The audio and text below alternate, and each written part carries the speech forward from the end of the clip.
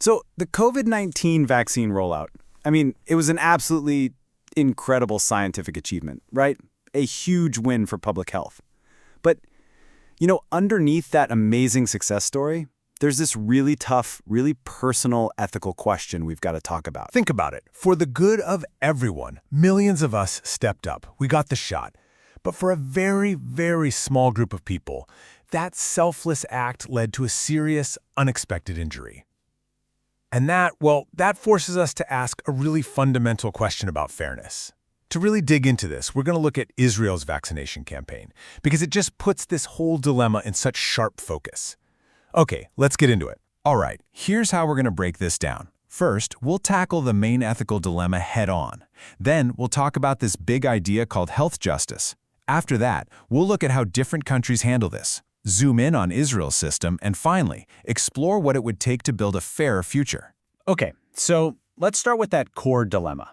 Right at the center of the pandemic, you had this fundamental tension that, honestly, every single government on the planet had to deal with. So on one hand, you have the collective good, right? The urgent need to vaccinate everyone, and fast, to save lives and just get back to normal. But on the other hand, you have this really core principle, our right to decide what happens to our own bodies, bodily autonomy. And policies like vaccine mandates? Whoa, they really brought that tension right to the surface, didn't they? So how do you even start to unpack a conflict like that?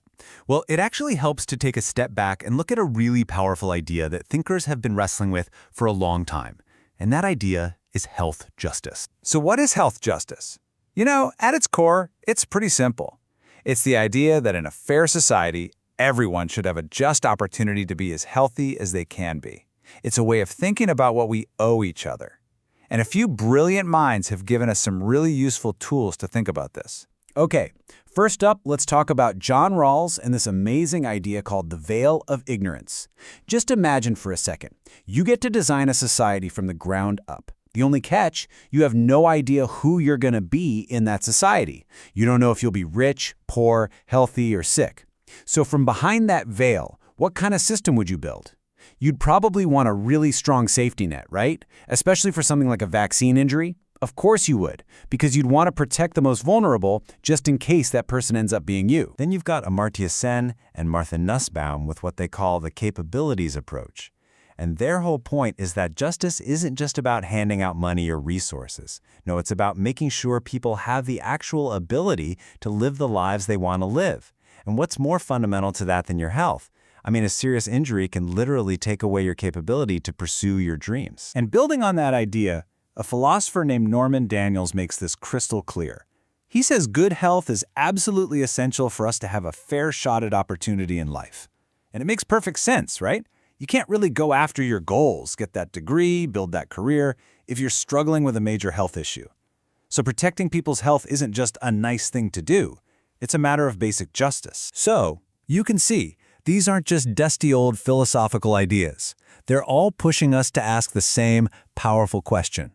When someone takes one for the team, for the good of all of us, and they end up getting hurt, what does a fair society owe them in return? Okay, so with those big ideas about justice in our back pocket, let's get practical.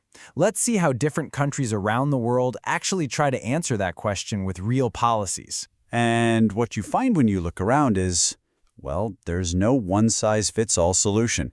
It's all about trade-offs. Take the U.S., for instance. They have a no-fault system which is supposed to be quicker than going to court, but the payouts are often capped. And then you look at Scandinavia. They're known for being really generous, covering a lot of injuries, but, well, that costs the public a lot of money. And Japan? They've got this hybrid model, sharing the cost between the government and the companies.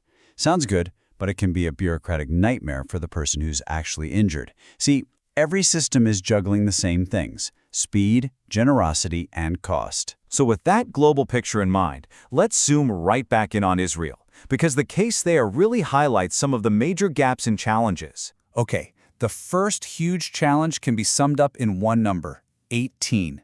And that's not 18 days or weeks, that's 18 months, a year and a half. The research shows that's the average time it takes just to get a claim processed. Can you even imagine? You're hurt, you can't work, and you have to wait that long for help? It's It's a crushing delay. And believe it or not, that wait time is just the tip of the iceberg. The system itself is described as a total bureaucratic maze. People face these massive legal hurdles just to prove a link between the vaccine and their injury. And on top of that, the list of what even counts as a recognized injury is super narrow, which means a lot of people are just left out in the cold with nowhere to turn. But honestly, this next number might be the most shocking one of all. 25%. That's it. A survey found that only a quarter of the Israeli public even knew that a compensation system existed. And think about that for a second. What good is a safety net if nobody knows it's even there? And this really gets to the core of what experts in the field are saying. There's this quote from the New England Journal of Medicine that just nails it. It says that fair compensation, it's not some optional, nice-to-have thing. It's the other side of the coin. It's an absolutely essential piece of any ethical vaccine program. You really see the system's limits when you look at these complex, tricky cases. Things like CRPS, which is this awful chronic pain condition, or Raynaud's syndrome, which messes with your blood flow. These conditions have been linked to the vaccine in some reports, but since they aren't on some simple, predefined checklist, the people suffering from them have to fight this huge uphill battle just to get anyone to listen, let alone get support. Okay, so we've laid out some pretty clear problems. So what's the fix? Well, the analysis actually points toward a pretty clear path forward. And the recommendations are super practical. First, simplify the process. Just cut through the red tape and slash those wait times. Second, broaden the definitions. The list of injuries can't be set in stone. It has to evolve as we learn more. Third, you gotta get the word out. Tell people about their rights and how the system works. And fourth, the support needs to be holistic. It can't just be about writing a check. It has to include things like rehab and mental health services too. What this all adds up to is a total mindset shift, right? We need to go from the current system, which is complex, slow, and hard to see into, to a future system that's easy to access, proactive, and totally transparent. It's really about moving from a defensive position to one that's open and genuinely supportive. And look, this is why this should matter to every single one of us. Creating a fair and reliable system isn't just about doing right by the small number of people who are unlucky. It's about something much, much bigger. It's about building public trust. Because let's be real, that trust is the most precious resource we're going to have when the next health crisis hits. So, at the end of the day, it all boils down to this one big question. Science is going to keep moving forward. We're going to see more incredible breakthroughs. And that means we will face this kind of dilemma again. So the question for all of us is, how will we choose to balance that amazing progress with protecting the very people who took a risk to make it possible? Our answer to that? Well, it's going to say everything about the kind of society we truly want to be.